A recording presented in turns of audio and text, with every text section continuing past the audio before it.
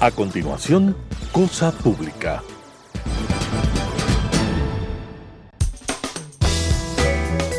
Clasificación B, bajo supervisión de un adulto.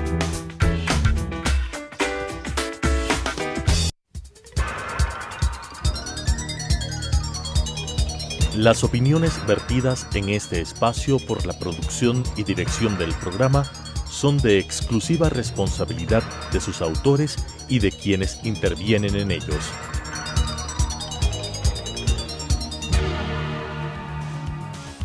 Telesucesos Canal 29 UHF presenta Cosa Pública. Análisis de los temas políticos, económicos, de comercio exterior y empresariales de mayor actualidad.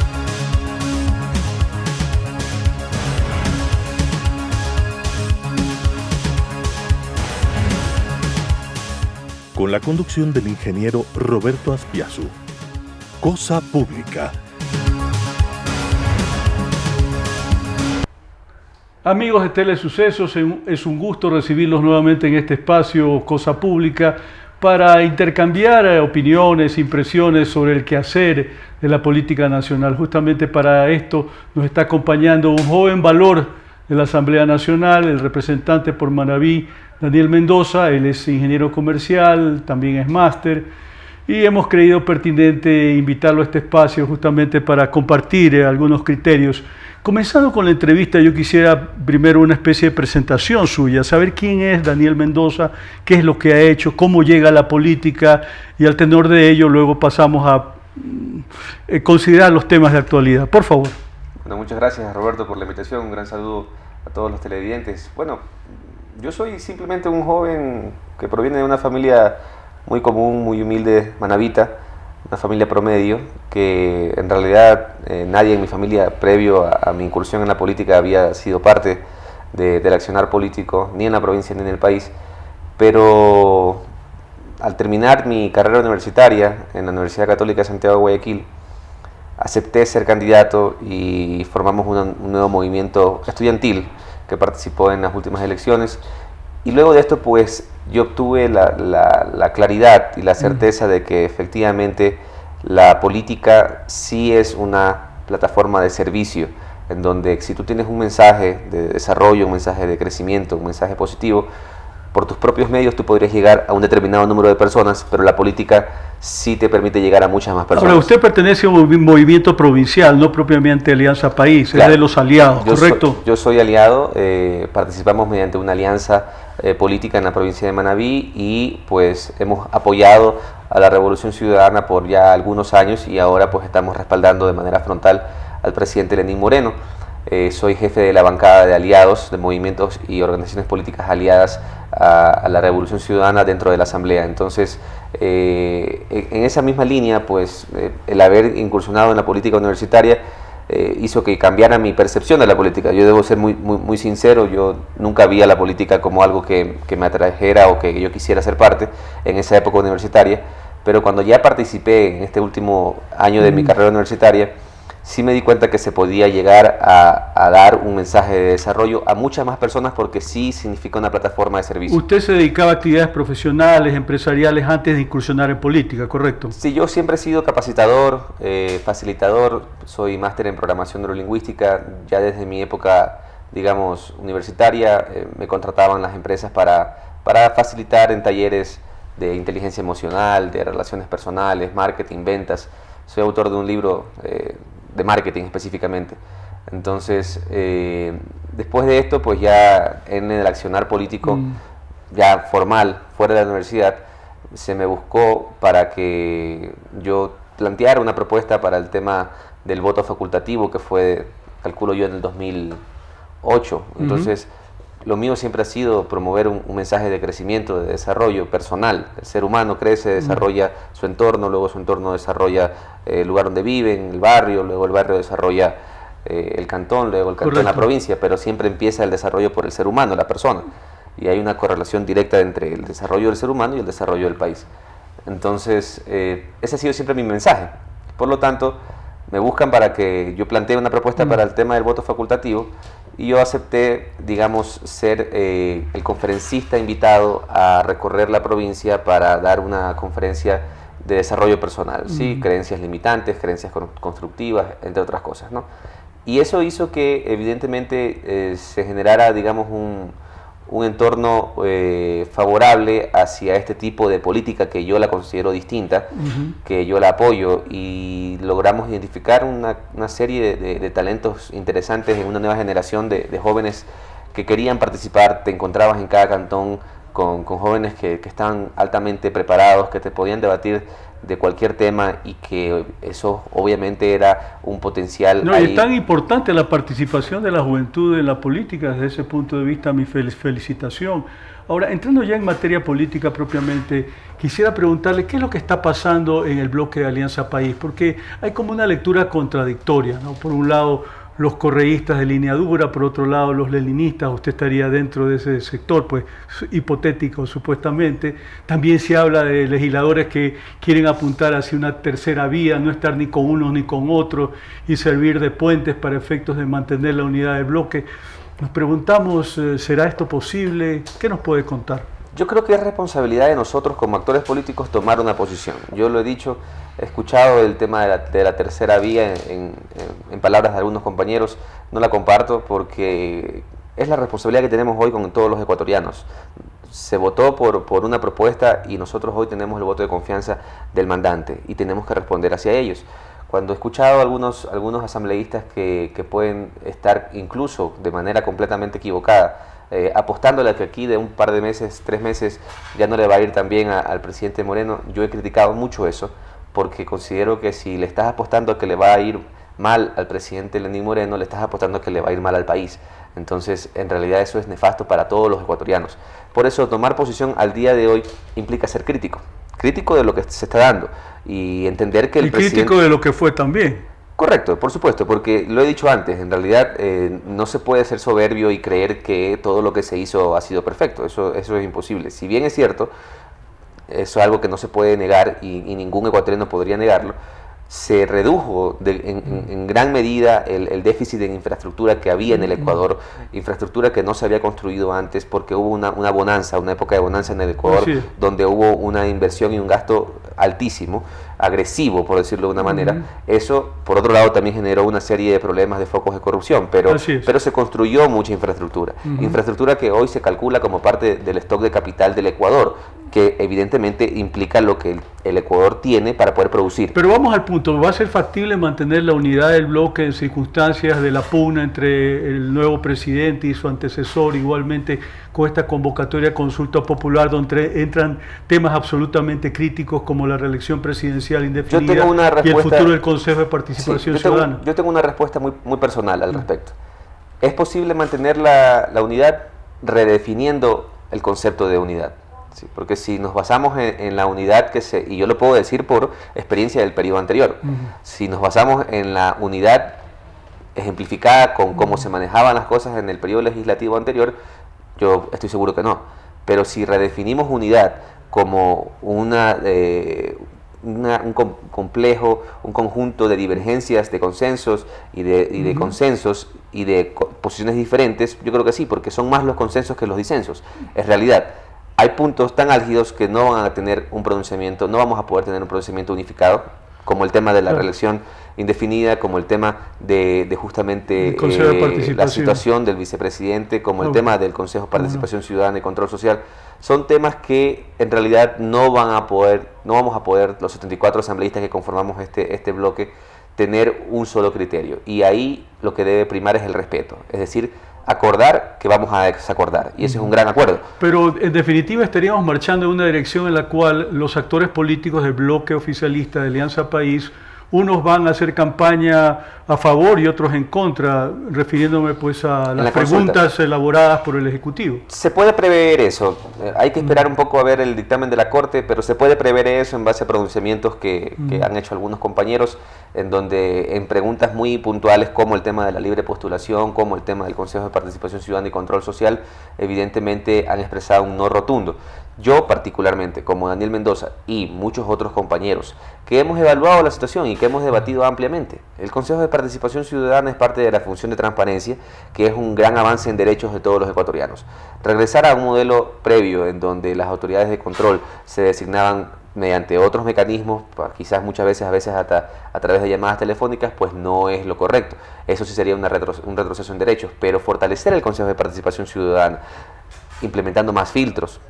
Después de que pasamos por el juicio político pasado al ex Contralor Pollitt, se quedó claramente identificado que hay cosas que mejorar en los procesos de designación. Hay muchos filtros adicionales que hay que agregar para garantizar que quienes llegan a ser designados como autoridades de control sean realmente personas totalmente probas. Pero hay de todas maneras algunas zonas grises en lo que esto se refiere, es decir, el día de mañana cómo va a estar conformado este consejo. En principio tendría que ser gente de la ciudadanía, pero a la vez van a ser sujetos de elección popular, entonces eso no queda claro. En principio tendrían que ser las organizaciones de la sociedad civil las que promuevan candidaturas. Eso va a estar totalmente claro el momento que se expongan cuáles son esos requisitos que el presidente Moreno ha dicho tienen que ser realmente exigentes. Es decir, si bien es cierto, serán electos, según lo que se está preguntando, serán electos a través, si es que la pregunta gana, a través de una elección universal, serán ciudadanos que estén por encima del bien y el mal, es decir, serán ciudadanos que realmente puedan demostrar no haber hecho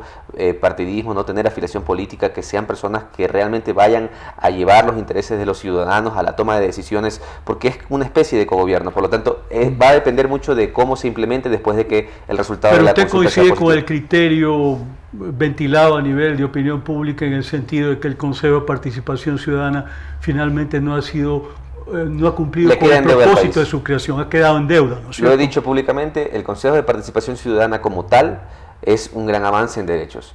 El proceso de designación tiene que ser fortalecido, pero las funciones del Consejo de Participación Ciudadana, evidentemente, a mi criterio, le quedan en deuda al país. Le quedan en deuda al país porque, por poner un ejemplo, si una de las funciones es coayudar en la lucha contra la corrupción a través de denuncias ciudadanas, hasta el día de hoy se ha podido determinar cuánta coayuda ha habido para ese tipo de lucha. Pero uno de los roles era, por ejemplo, coadyuvar a la fiscalización, al control político, y esa gestión finalmente quedó en nada, ¿no? Así es. Entonces, no retroceder en el derecho adquirido, pero sí fortalecer un mecanismo de designación de autoridades de control que son claves y vitales para el Estado de Derecho en el que vivimos y que obviamente van a garantizar que se mejore el funcionamiento y la independencia de las funciones. El caso del vicepresidente Glass también es un factor de discordia al interior del bloque oficialista de Alianza País. Por supuesto. ¿Cuál es su perspectiva? Porque finalmente uno se queda con la impresión de que políticamente no se quiere actuar y finalmente lo que se ha resuelto de parte de ustedes es un poco lavarse las manos y que resuelva la justicia. ¿Es correcta la apreciación? No, en lo absoluto. ¿No? La Asamblea está actuando principalmente y primariamente en derecho. Es decir, nosotros, si bien es cierto, somos actores políticos, no podemos tener ningún tipo de interferencia, inherencia en otras funciones del Estado que están actuando en este momento en temas tan importantes como es justamente la situación de un vicepresidente. Yo tengo un criterio muy personal, muy particular, y otros compañeros asambleístas lo comparten y lo han expresado públicamente, de que es el momento de que Jorge Glass hoy evalúe la situación del país y en generosidad con el país y en generosidad con un proyecto político al cual él ha ayudado y en el cual él ha sido parte, él dé un paso al costado y renuncie a la vicepresidencia, porque incluso hasta por su situación personal, él no estaría perdiendo foro de corte, él obviamente tendría mucha más tranquilidad para poder evidentemente exigir esa justicia que tiene que ser administrada en el país, una justicia oportuna, ¿no? Una justicia ni muy acelerada ni muy tardía, pero eso tiene que hacerlo desde un ámbito de tranquilidad. Por lo tanto, yo sí considero, y además para el país, la situación de que un vicepresidente esté en este momento encarcelado, así sea de manera preventiva, en realidad es impresentable. No, yo coincido plenamente con usted. Permítame hacer una cortísima reflexión que va en la línea de que finalmente el rol del vicepresidente fundamentalmente es estar ahí para reemplazar en caso de fuerza mayor al presidente. No tiene otro rol constitucional sino básicamente ese y bueno, las delegaciones que le haga el jefe de Estado, pero hoy por hoy en la situación que se encuentra el vicepresidente Glass, ese rol fundamental, él no está en capacidad de desempeñarlo, de manera tal de que coincido plenamente con usted, que a él no le queda sino dar un paso al costado voluntariamente o forzosamente. Bueno, yo sigo esperando que sea de manera voluntaria. Yo creo que eso demostraría una madurez, digamos, y un compromiso mucho más alto del que ya ha demostrado, pero en realidad demostraría una generosidad con todos los ecuatorianos. ¿Por qué? Porque hablemos de lo que le importa hoy al Ecuador. Al Ecuador le importa, y al ecuatoriano le importa generación de empleo, estabilidad política, y eso se necesita conseguir a través del matrimonio, que yo le llamo un matrimonio consumado entre el sector público y el sector privado. Y el sector privado, tanto nacional como internacional, al ver esa situación, pues está un poco receloso y dice, mejor me espero a que se resuelva eso, porque no sabemos en qué va a terminar. Entonces eso es perjudicial para todos los ecuatorianos. Esa situación es complicada. Correcto. Sin entrar a emitir juicios de valor, porque tenemos que dar el espacio para que la Administración de Justicia y las autoridades de control hagan su trabajo sin ningún tipo de presión. Pero usted participa o no del criterio del expresidente Correa y de sus seguidores respecto a que el vicepresidente Glass está experimentando una persecución política. Esto responde a la realidad, porque evidentemente... en realidad no se puede esperar menos del segundo mandatario, pues que dicen que hay linchamiento mediático, pero ¿cómo no podrían los medios de comunicación hablar del tema si es el vicepresidente? Pues, o sea, claro. no podemos imaginar un escenario en el que él esté atravesando por esa situación y nadie diga nada. Claro. O sea, sería realmente... No, y su situación también se ha tornado muy comprometida por el hecho de que él quería tomar distancia del tío, pero resulta de que las evidencias de los teléfonos celulares, de los emails, demuestran que tuvieron una relación todo eso muy tiene interactiva, ¿no? Tiene que ser investigado, y aquí no se trata de tener ningún tipo de sesgo. Se trata de actuar con coherencia, que la verdad sea la que brille, que esta sea la búsqueda de la transparencia, que la lucha contra la corrupción se entienda como lo que realmente es. En realidad, cuando existe corrupción, hay o sobreprecio o hay mala calidad de obra, y eso es un perjuicio para todos los ecuatorianos. Esos recursos que de manera ilícita van a parar a manos de unos cuantos inescrupulosos pueden ser destinados a generar más desarrollo. ¿Cuáles son sus reflexiones sobre el cambio que va a suponer para el país el resultado de la consulta popular, asumiendo que va a ser favorable a la iniciativa del Ejecutivo, considerando los altos niveles de popularidad del presidente Lenín Moreno? Bueno, se han ya realizado diferentes encuestas. Efectivamente, la opción del sí, en caso de que la Corte tenga un dictamen favorable al respecto y se planteen esas mismas preguntas en la consulta, la opción del sí pues tendría una victoria mayoritaria, ¿no? Pero en todo caso eso supone también una serie de cambios en lo que ha sido el manejo del Estado como tal. El tema de la plusvalía, después de amplios debates con el sector privado, en realidad es algo que les ha al sector de la construcción, que dicho sea de paso, es un sector que sí tiene una correlación directa con el giro de negocio del país. Es decir, a mayor crecimiento del PIB, mayor crecimiento de la construcción. Un sector que tiene muchísimo encadenamiento. Está completamente correlacionado, a diferencia de otros sectores. Por eso es que hay que pensar en esto. Yo he planteado que tenemos que crear legislación específica por sectores. ¿Por qué? Porque, por ejemplo, hay otros sectores como, por ejemplo, la agricultura. La agricultura, a pesar de que el Ecuador ha tenido un decrecimiento del PIB, se ha mantenido en crecimiento constante. Por lo tanto, hay diferentes tipos de sectores. Si se deroga la ley de plusvalía, el sector de la construcción va a poder inyectar una cantidad importante, ingente de recursos al país, pero nosotros como Asamblea Nacional debemos empezar a trabajar en una ley paralela que hable sobre la especulación de tierras, que es justamente el propósito o la intención inicial de la ley de plusvalía. Pero la pregunta iría en la dirección de por qué esto finalmente tiene que ser llevado a consulta popular. ¿Por qué no lo resolvió directamente la Asamblea Nacional en base a una iniciativa del Ejecutivo? Es una pregunta válida, la he escuchado en otros medios, en donde se ha dicho que parte de lo que se va a consultar pudo ser abordado a través de una reforma legislativa o a través de un decreto con voluntad política, como el tema de Yasuní. El tema del COIP, dicen, es verdad que también pudo ser abordado a través de reformas en la legislación, pero nunca está de más consultarle al pueblo ecuatoriano, y eso legitima mucho más la decisión del Ejecutivo. Correcto. Es decir, no podemos ver como negativo el consultar algo porque el presidente, con total, de manera correcta, pregunta al pueblo: ¿ustedes quieren que se derogue o no la ley de plusvalía? El pueblo se expresa en las urnas, su decisión está completamente más legitimada, por lo tanto no es negativo jamás consultarle al pueblo ecuatoriano. Luego de eso pues vendrán una serie de temas, ya acciones legislativas para cumplir lo que el mandante Ahora, nos queda a nosotros una preocupación sobre el tema de la no reelección, por el hecho de que, claro, es como que una cuestión más aplicable a la presidencia de la República antes que a otras dignidades de elección popular. podría ser el caso de prefectos, alcaldes, igualmente Todas las legisladores. autoridades. Usted recordará que la Constitución del 79 fue antirreeleccionista. Correcto. Y tuvieron que reformarla en el 83, abriendo el espacio para la reelección presidencial después de un periodo y abriéndolo en general para los legisladores bajo el enfoque de que es necesaria la especialización. Entonces, forzar que, por ejemplo, en el caso de los asambleístas, tengan que estarse renovando todo el tiempo y no haya la posibilidad de reelegirse, esto podría ser un impedimento hacia futuro respecto a que gente con experiencia pueda continuar contribuyendo al país. Yo me imagino que esta reflexión le ha pasado por mientes, ¿no? Sí, algún compañero o compañera me dijo, Daniel, yo no entiendo cómo tú puedes apoyar que se pregunte eso si tú eres joven y vas a poder reelegirte una sola vez.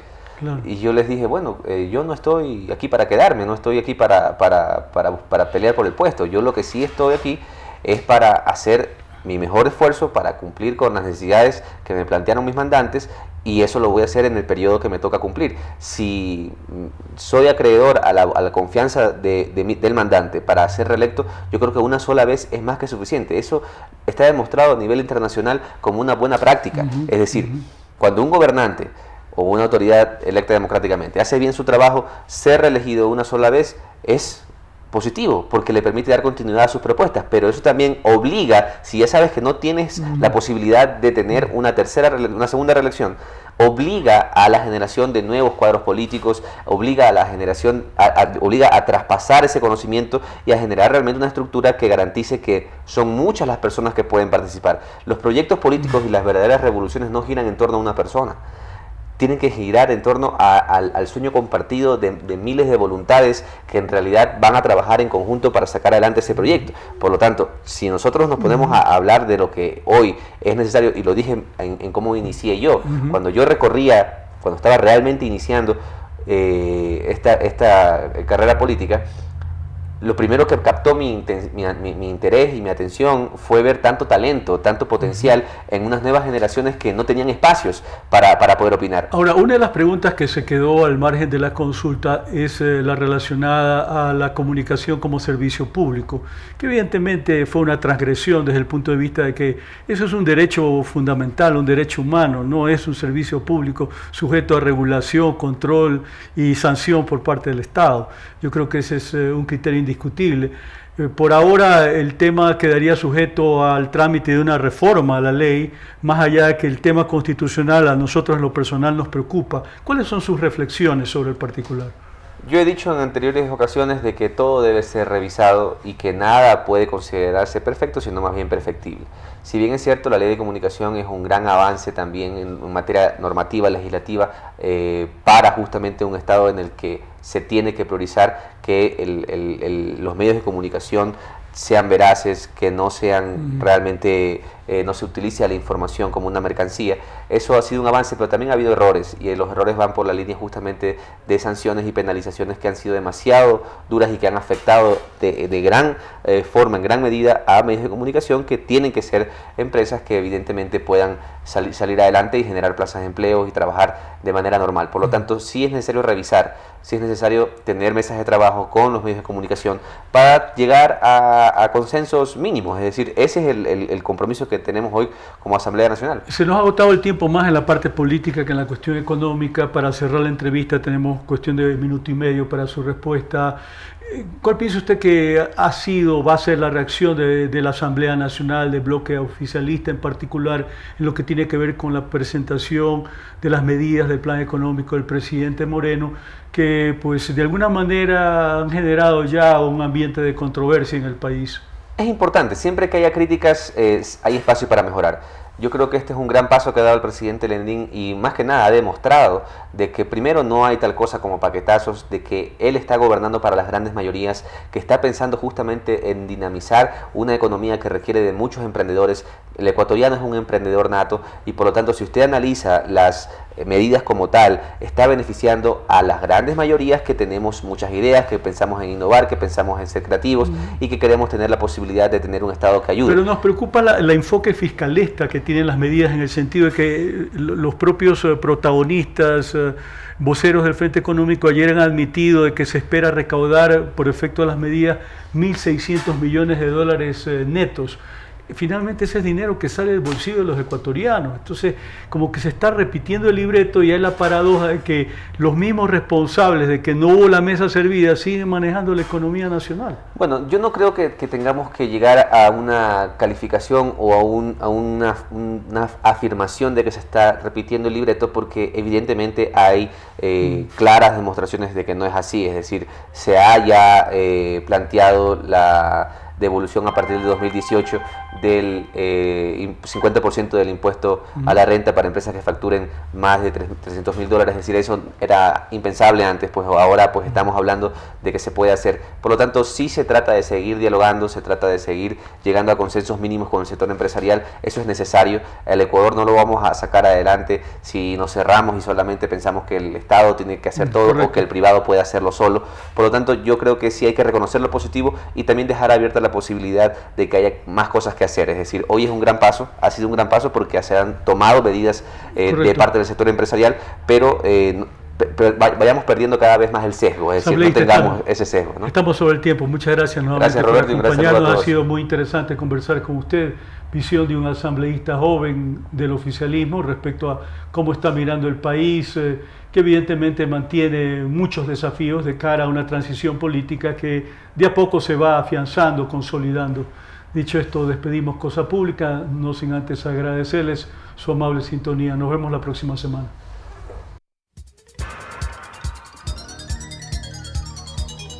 Las opiniones vertidas en este espacio por la producción y dirección del programa son de exclusiva responsabilidad de sus autores y de quienes intervienen en ellos.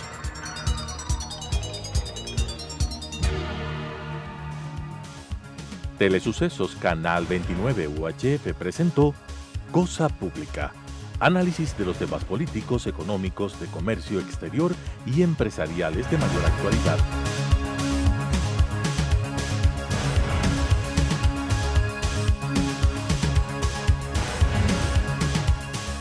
Con la conducción del ingeniero Roberto Aspiazu. Cosa Pública.